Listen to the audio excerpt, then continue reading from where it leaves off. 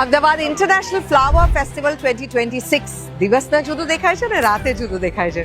ચાલો આજે રાતનો નજારો બતાડું તમને. Check this out. 30 લાખથી વધારે ફૂલો અને 450 લોકોની મહેનત, 6 અલગ અલગ ઝોન. આપણે જોવાના છીએ આજે ભારત એક ગાથા.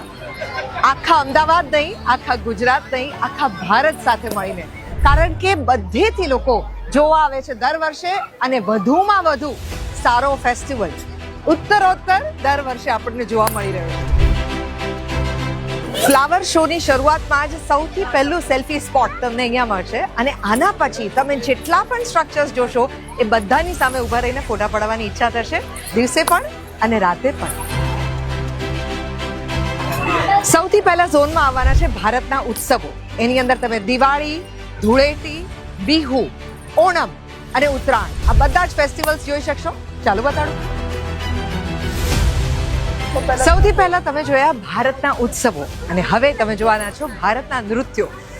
આપણી પાસે જે અદ્ભુત ડાયવર્સિટી છે આ કન્ટ્રીની અંદર, એમાં કેટલી પ્રકારનું સંગીત, કેટલી પ્રકારના નૃત્યો, કેટલી પ્રકારના તહેવારો છે. ભારતની આ ડાયવર્સિટીનું સેલિબ્રેશન આપણે કરી રહ્યા છીએ આ વર્ષના 2026ના ઇન્ટરનેશનલ ફ્લાવર શોમાં. ભાંગડા, કથકલી, ભારતના દરેક વાજિંત્રોની અંદર અહીંયા એમનો પોતાનો સ્પીકર, એમનો પોતાનો અવાજ મૂકવામાં આવ્યો છે, પણ એને શણગારવામાં આવ્યા છે ફૂલોથી. જુઓ,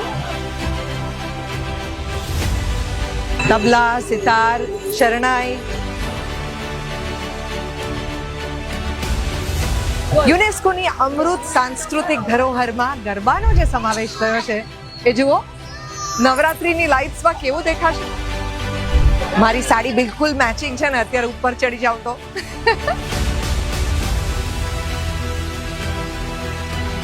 ભારત એક ગાથામાં હવે આગળના ઝોનમાં જોવાના છીએ આપણે શાશ્વત ભારત.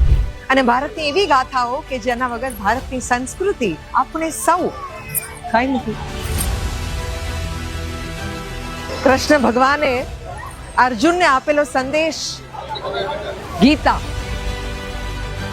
આપણે સૌ કહેતા હોઈએ છીએ કે ખાલી મારાથી શું થાય. આ ખિસકોલીને પૂછો જેણે રામ ભગવાનને રામ સેતુ બનાવતી વખતે શું હું પણ કોન્ટ્રીબ્યુટ કરી શકું એવો સવાલ પૂછેલો.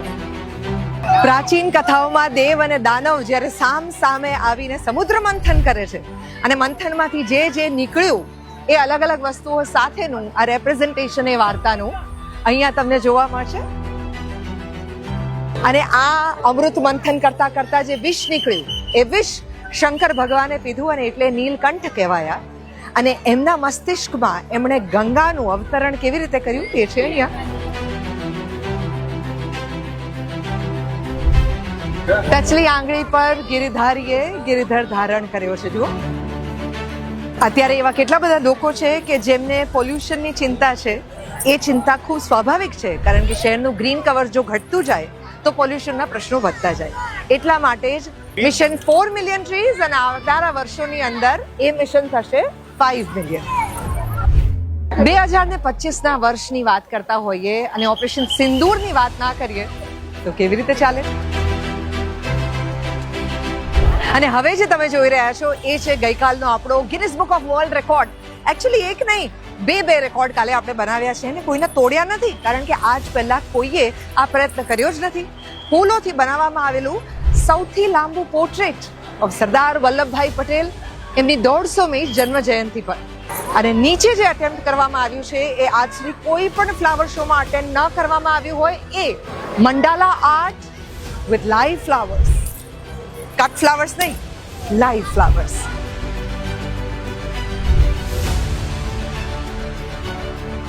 Thank you.